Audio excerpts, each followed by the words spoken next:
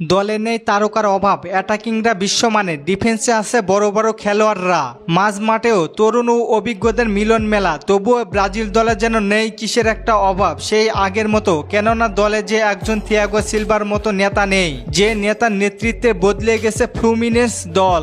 এমন একজন নেতাকেই তো চাই ব্রাজিল। 11 ম্যাচ শেষে লিগের দলটার অবস্থান 6। ব্রাজিলের অন্যান্য ক্লাবদের নিয়ে কিছুটা হলেও যেখানে আশা ছিল, সেখানে ফ্লুমিনেন্সকে স্বপ্ন দেখাতে পারেনি কেউ। জায়েন্ট সব ক্লাবের বিদায় করে এই দলটি এখন ক্লাব বিশ্বকাপের সেমিফাইনালে হাতছানি দিচ্ছে ফাইনালে যাওয়ার সম্ভাবনা। ক্লাব বিশ্বকাপে বুড়োদের স্কোয়াড নিয়ে হাজির ফ্লুমিনেন্স। দলের অর্ধেকের মতো খেলোয়াড়দের বয়স 30-এর অধিক, এমনকি 40-এর অধিকও আছেন একাধিক খেলোয়াড়। একদম তরুণ খেলোয়াড় দলে নেই বললেই চলে। কম বয়সীরা পা দিয়েছেন 24 বা 25-এ। এমন দল নিয়ে সাফল্য মিলেছে একজনের কল্যাণে, তিনি হচ্ছে থিয়াগো সিলভা। ইন্টার মিলানকে হারানোর ম্যাচে দলকে উজ্জ্বলিত করার জন্য কথা বলেন সিলভা।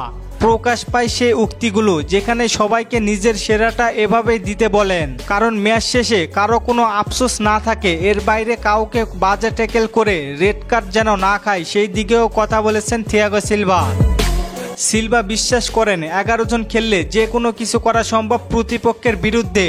সিলভার কথা শুনে সেই ম্যাচে সফলতা আসে ফ্লুমিনেন্স ক্লাবে। এর আগের ম্যাচে ম্যানচেস্টার সিটিকে হারানো আল হিলালকে এবার কোয়ার্টার ফাইনালে হারিয়ে দেয় ফ্লুমিনেন্স। প্রতিপক্ষ দল ইউরোপের বড় বড় তারকা দাগা ওঠে।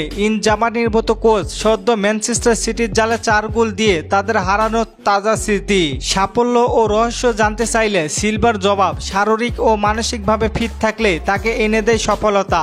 দলে বলার মতো তারকা নেই ফ্লুমিনেন্স দলে, যারা আছেন তাও বয়সের ভারে নুনে পড়েছেন। সেই দলকে নিয়ে একের পরে এক ম্যাচ জিততেই যাচ্ছেন থিয়াগো সিলভা। গতি, স্কিল কোনোটা দিয়েই সিলভাকে দলে হারানো যাচ্ছে না। ডিফেন্সে নিজ পারফরমেন্স করেছেন, দলকেও নির্দেশনা দিচ্ছেন। 2022 সালে বিশ্বকাপের পর ব্রাজিল দলে আর থিয়াগো সিলভাকে দেখা যায়নি। থিয়াগো সিলভা দল থেকে বাদ পড়ার পরেই খারাপ সময় শুরু হয় ব্রাজিলের। এর আগের বিশ্বকাপে ব্যর্থ হলে ফুটবল দাপট দেখে ব্রাজিলে। এছাড়া 2014 সালে সিলভার খেলতে না পারায় ভোগায় ব্রাজিল দলকে। 41 বছর বয়সে সিলভা যা করেছেন, যেভাবে খেলেছেন, তা বোঝা যায় একজন ক্যাপ্টেন কি করতে পারে। আপনাদের মতে কি মনে হয়, থিয়াগো সিলভা কি জাতীয় দলে ফেরা উচিত? জানিয়ে দিন কমেন্ট করে। আর ফুটবলকে নিয়ে নতুন কোনো প্রশ্ন থাকলে করতে পারেন, পরবর্তী ভিডিওতে রিপ্লাই করব। ধন্যবাদ।